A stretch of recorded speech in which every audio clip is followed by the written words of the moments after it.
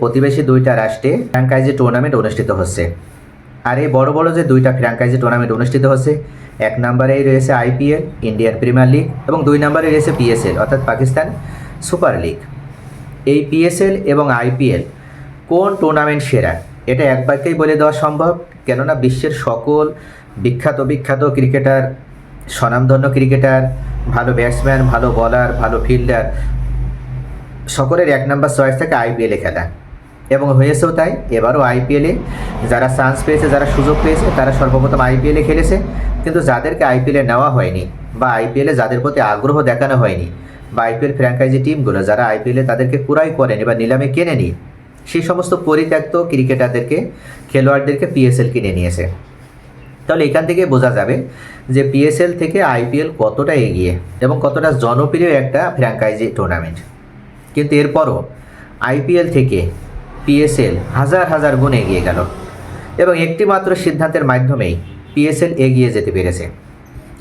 সারা বিশ্বব্যাপী এটা অত্যন্ত আলোড়ন তৈরি করেছে এবং অত্যন্ত শোরগোল ফেলে দিয়েছে। বাংলাদেশ শুধু বলে নয়, দক্ষিণ এশিয়া বলে নয়, সারা বিশ্বের ক্রিকেট প্রেমী বা ক্রিকেট ভক্ত যারা রয়েছে তারা সকলেই এখন আইপিএল থেকে পিএসএলে সুনাম করছে বা পিএসএলে খেলা প্রতি তারা বেশি আগ্রহ দেখাচ্ছে। কারণটা কি? হঠাৎ কী এমন ঘটনা ঘটলো যে ঘটনার কারণে আইপিএলের ব্র্যান্ড ভ্যালু কমে গেল বা আইপিএলের জনপ্রিয়তা কমে গেল, আইপিএলের দর্শক কমে গেল, আইপিএলের ফ্যান ফলোয়ার কমে গেল এবং পিএসএলের ফ্যান ফলোয়ার আকাশচুম্বী হয়ে গেল? এটার কারণ হচ্ছে বর্বর ইসরায়েলি বাহিনী তারা গাজায় গণহত্যা পরিচালনা করছে এবং এই গাজায় গণহত্যা পরিচালনা করার ক্ষেত্রে শুধু তারা থেমে নেই, গাজাবাসীদেরকে তারা অবরুদ্ধ করে রেখেছে, তাদের হাসপাতাল ভেঙে দিয়েছে, তাদের সামান্য চিকিৎসার ব্যবস্থা নেই, তাদের খাবারের কোনো ব্যবস্থা নেই, এক কথায় একটা মানবেতর জীবনযাপন করছে তারা।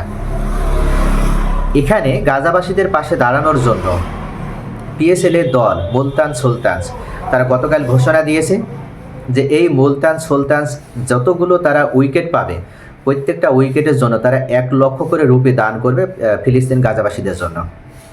এবং যে ব্যাটসম্যানগুলো যতগুলো ওভার বাউন্ডারি করবে অর্থাৎ 6 মারবে, প্রত্যেকটা 6-এর বিনিময়েও তারা 1 লক্ষ করে রুপি, পাকিস্তানি রুপি তারা গাজাবাসীদের জন্য দান করবে। সবে মাত্র একটি ম্যাচ খেলেছে মুলতান সুলতানস এবং এখনও সামনে অনেকগুলো ম্যাচ তাদের খেলতে বাকি।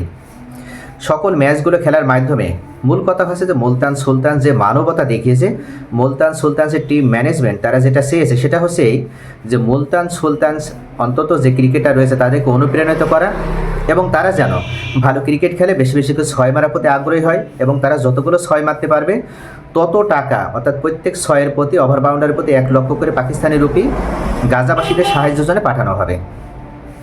এবং মুলতান সুলতানসের বলাররা যতগুলো উইকেট পাবে, প্রত্যেকটা অর্থাৎ বিপক্ষ দলের যতগুলো উইকেট তারা নিতে পারবে, প্রত্যেকটা উইকেটের বিনিময়ে 1 লক্ষ করে পাকিস্তানি রুপি গাজাবাসীদের জন্য দান করা হবে।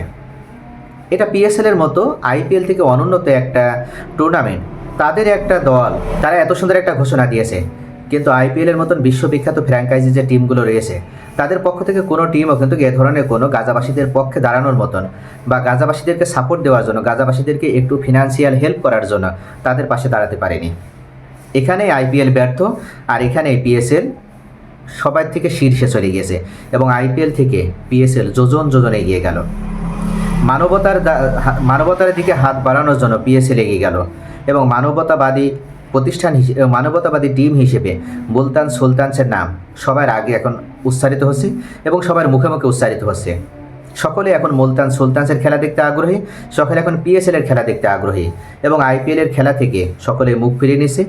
আইপিএল তারা এত টাকা থাকার কারণেও, আইপিএল এতটা জনপ্রিয় একটা টুর্নামেন্ট হওয়ার কারণেও কোনো ফ্র্যাঞ্চাইজি টিম তারা গাজাবাসীদের পক্ষে দাঁড়ানোর মতন এতটা সাহস তারা দেখাতে পারেনি এবং এতটা তারা মানবতা দেখাতে পারেনি, এতটা উদারতা দেখাতে পারেনি, যার কারণে আইপিএল টুর্নামেন্ট হিসেবে পিএসএল থেকে এগিয়ে থাকলেও মানবতার দিক থেকে পিএসএল আইপিএলের থেকে যোজন এগিয়ে গেল।